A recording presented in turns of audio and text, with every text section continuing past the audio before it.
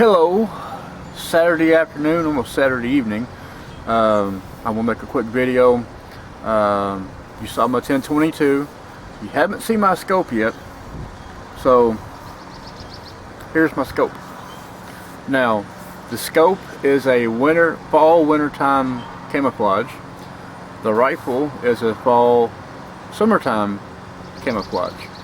Now, yes, the two kind of clashes, but when you're in the woods, you know, sometimes you might be next to a birch tree, you know, and birch does have white on it, so you know you could blend with that. And then if you have tall green grass, you know, everything in the woods isn't perfect. So that's why, you know, I didn't mind doing this with this, because it's both camouflage. You know, I'm not picky.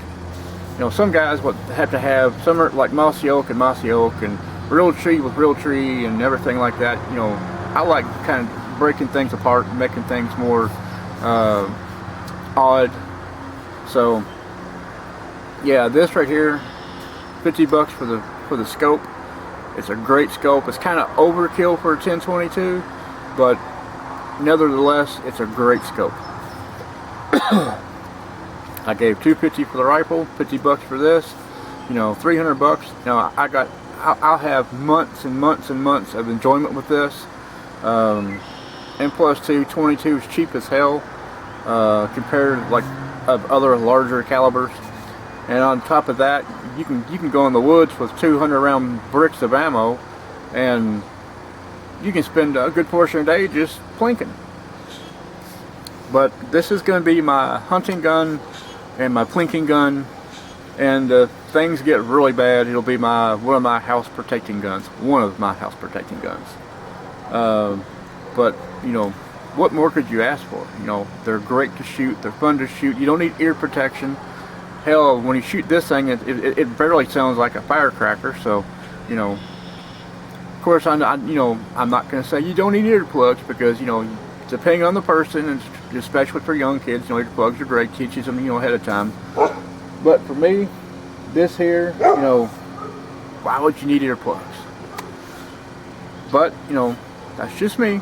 I'm already deaf in one ear almost. I mean, what the hell? Now, earlier this morning we went mushroom picking. We did find some mushrooms. They were kind of small. Me and Puckett went in there. We got a big jump start on it, but we were kind of early, so we didn't find the ones we were hoping to find. Because last year, whenever we went into the woods, we were like 2 to 3 weeks in, and like from the beginning of the month. So they were a lot larger, a lot bigger. The ones we ran across this afternoon were fairly small, and I mean small. And so we did pick some. Excuse me. We did find a few of them that were, you know, between a quarter and a 50-cent piece size. Even though they weren't very tall, they were, you know, decent size in girth, I guess you call it. We're gonna go probably another 2 or 3 days from now to see if anything, you know, changes wise, because this weekend's supposed to be nice, mild temperatures at night, you know, 70s, 80s during the day. Next week's supposed to be in the upper 70s most of the week. You know, nighttime lows are between 45 and 55, which makes perfect because it's nice and cool at night, and then the daytime it's nice and sunny and stuff. And plus we have the sun lays across a certain area we would go to.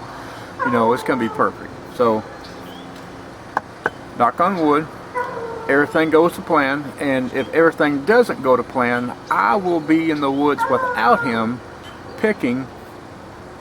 And but he's already, you know, we're kind of, you know, ahead of time already, you know, scheduling this. So, but if push comes to shove, something happens where he cannot go in the woods with me, I'll be in the woods by myself with my camera, and I'll be picking, and I will share what I pick with him, and I share what I pick with my mom, because what I picked this afternoon I gave to my mom and stepdad, because I'm the only one in the house that eats mushrooms. And well, I have to be in the mood. And of course a lot of y'all be like, oh, they're morels, you always gotta be in the mood for them. Well, not me. And I remember them, they taste great, they're wonderful. They are the best thing in the world for mushroom wise, for like very limited seasonal form. But I'm just not in the mood for them. So, and the reason why I give them to my mom and them is because I'm going on 47, my mom's going on 67, and my stepdad's between 75 and 76. I do not want them in the woods. I don't want them in the woods trying to even attempt to find them, because my mom has already slipped 2 different times and broke both her hands. Well, she broke her wrist on one hand, broke her wrist on the other hand. And then my dad's already had multiple back surgeries. I don't want them in the woods. I would rather go out, get tick infested, ate up by bugs, everything else to pick for them, to give to them, so they won't go out in the woods and, you know, God knows what happened to them. So that's why what I pick, I give to them. And if I do go out this coming week and Puckett can't go with me, then I will go and pick, and I will give him like a 50-50 split. My mom and stepdaddy gets half, and Puckett gets half. And, you know, I might keep up like 1 or 2 for me, you know, just to fry up, you know, just do it that way. But, you know, it's no big deal to me. I mean, I was out in the woods this morning. As I was looking for morels, I was scanning the ground floor for yellow root and bloodroot and all kinds of other stuff out there, because the root digging, I get into that really good. I love that. You know, it's you know, it's like you see people that pick morels and they're like, oh, they all get excited, like Puckett was this afternoon, this morning. He was super excited. I was too, some. I'm not gonna lie, but I get more excited on root digging than I do picking mushrooms.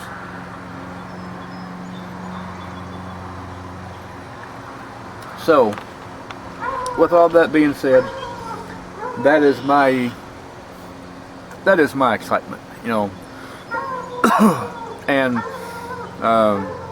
I will put a picture of one of the larger morels that we did find this morning as a pick on the mushroom adventure.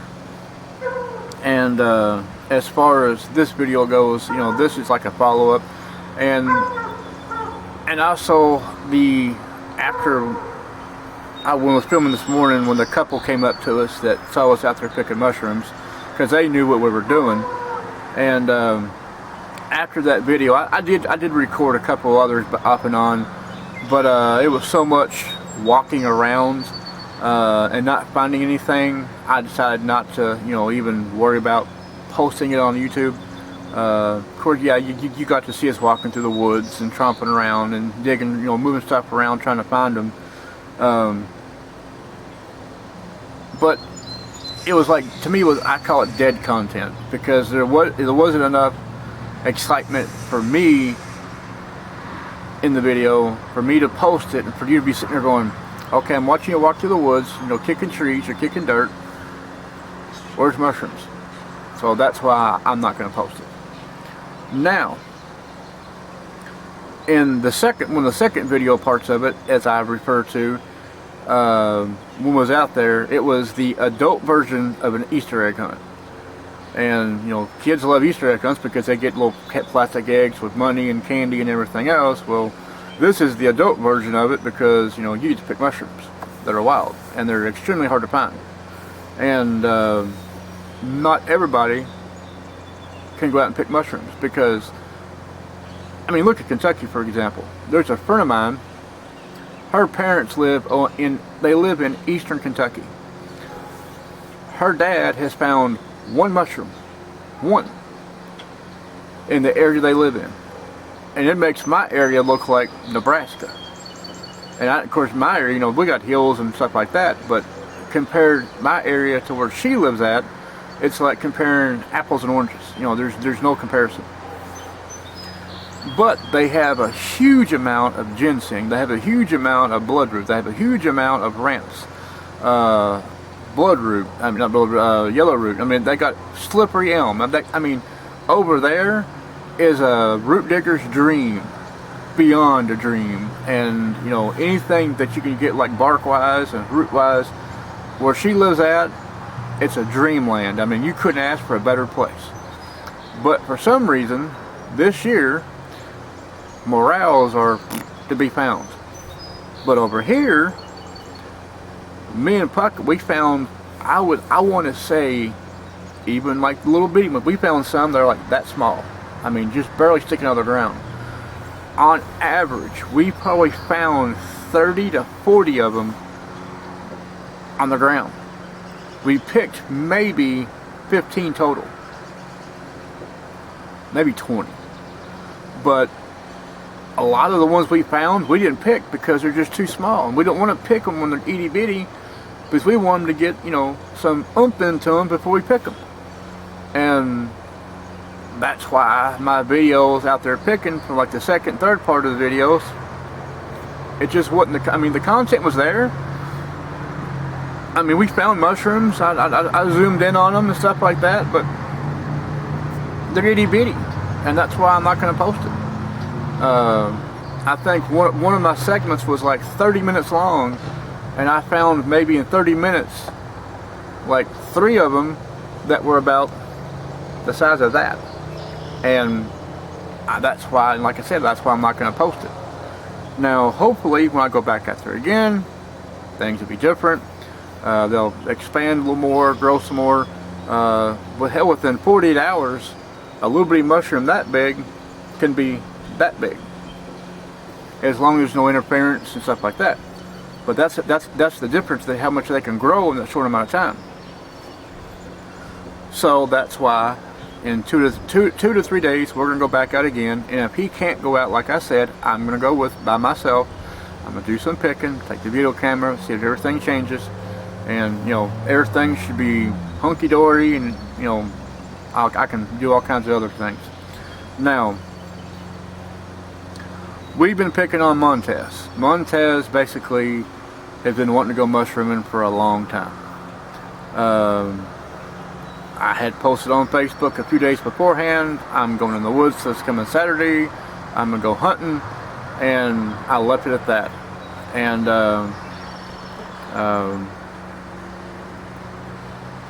to me, I mean, I didn't say, hey Montez, I'm going to the woods this Saturday, you want to go with me? I didn't say that. I just said I'm going to the woods Saturday to go hunting. And this time of year, anybody that lives in my state knows when you say in April, the first part of April, I said I'm going to the woods hunting. We're not going for turkey, we're not going for deer, we're not going for squirrel, we're not going for rabbit, we're going for morels. Hickory hens, morels, fish of the land, you know, you name it, that's what we call it around here. So, and nobody said, hey, you know, I want to go.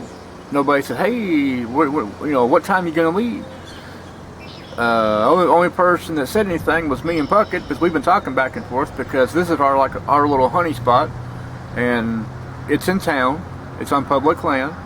Not very people know about it, so, and a lot of people that do know about it, they walk right past it, don't pay no attention to it. It's like, you know, they're like, I'm gonna go trail walking, I'm gonna do my exercise, I'm gonna walk, and they just keep on walking right past it. Not me. Me and Pucker are like, I wonder what we can find in there with all them ash trees and tulip poplars and slippery elms and everything else in there. We know what to look for. We follow the ground clutter. We follow the layout of the land. We've done, you know, I grew up with this when I was a kid. He grew up with it as a kid. My mom's parents, they grew up in farms as kids, and they hated it. And well, they didn't hate it. They loved it, you know, being as an adult, you know, looking back on it. But they didn't want to be farmers. They didn't want to do all that agricultural kind of stuff. But my great uncle that lived on the farm, that's passed a few years ago, and my two second cousins, Ray and Miller. Miller's still alive. Ray passed a couple of years ago. But when I was a kid, down there with them, you know, that's where I did my hunting. That's where I did my digging, and that's where, you know, all the stuff with them, because, well, they lived on it. Now, Puckett's grandfather, from the time he was like itty bitty to up till the time he died, they did all kinds of stuff together, hunting and fishing and mushroom picking and you name it, everything else. I have gotten Puckett more interested into the plant use, you know, there's a name for it, I can't think of it, where you like medicine wise of plants and things like that, and how to heal you, and there's a name for it, I just can't think of it. But I do a lot of that. I'm not gonna lie. That's why I enjoy root digging, and plant gathering, and all kind wildcrafting. Of course, wildcrafting, you know, is everything in general. But I use some of the stuff that I gather. So that's what gets me, you know, excited. And Puckett's just now starting to get into a little bit of that. Of course, he's been watching different things online, and really you're starting to understand, you know, there's so much natural medicine form that you can use just in your own yard, that you don't have to go to the store and buy the stuff. And that's also, you know, why a lot of people I know says I need to cut down my mulberry tree that's above me. I'm like, no, I'm not going to cut it down. You know, I can use the fruit for eating, I can use it for baking, I can make juice with it, I can make wine with it, I can make booze with it, and on top of it, it's super high in vitamin C and all kinds of other, you know, additives and everything else.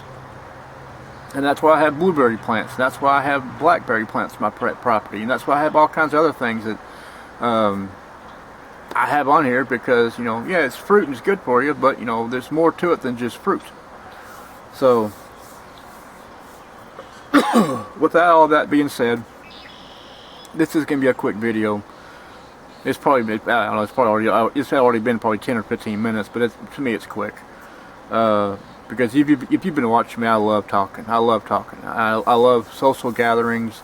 But as of right now, social gatherings are so.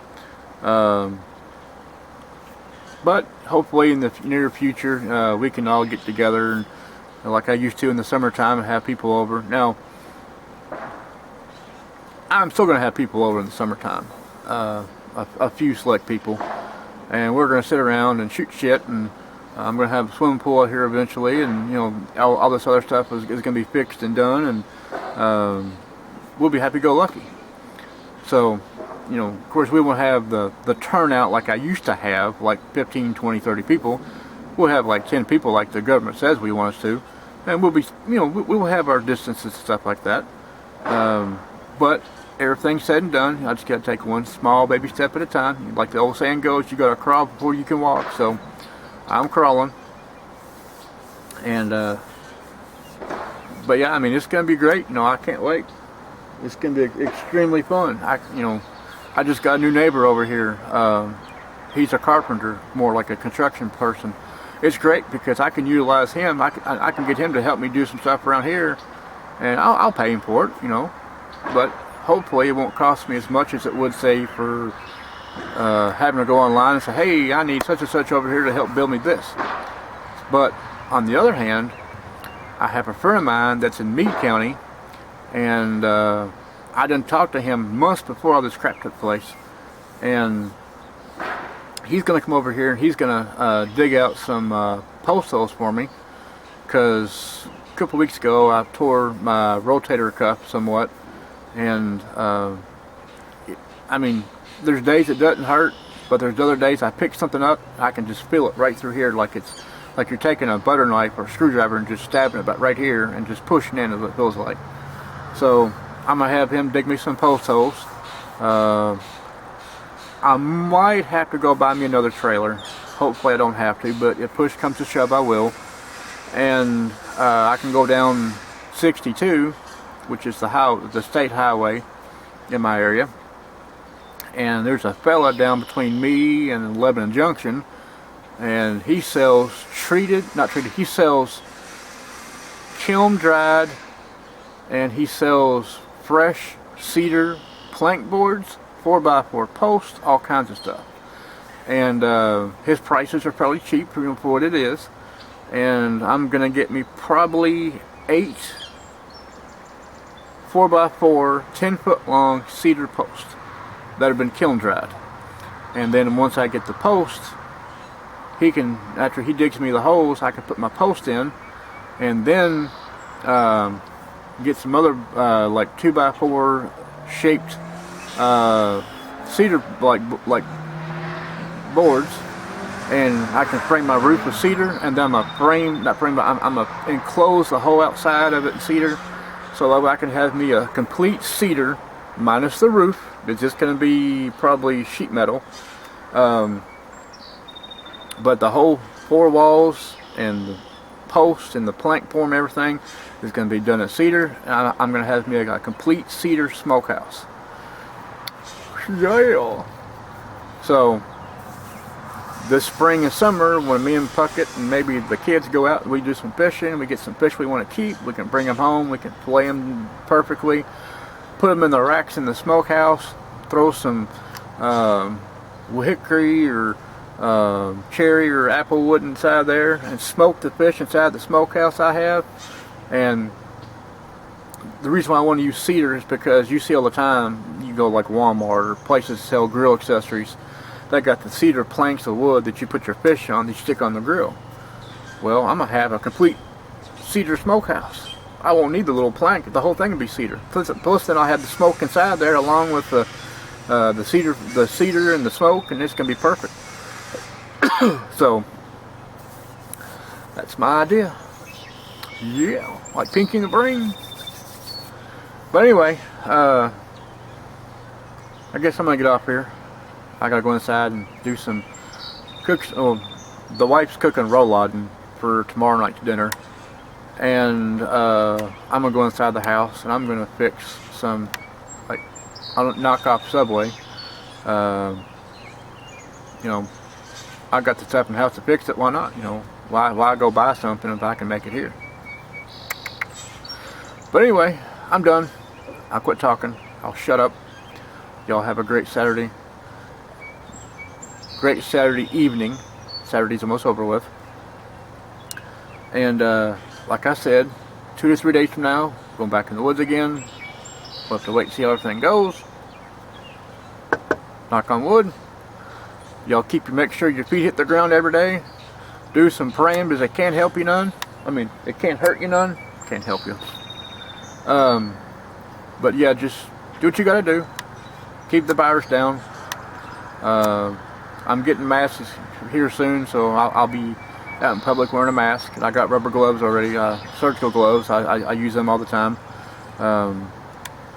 I'm doing my little part. You know, I still got in public, but you know, I'm gonna be protected. But anyway, have a great day. Keep between the lines. Keep it easy, keep it sleazy, and don't name it after me. Have a great day.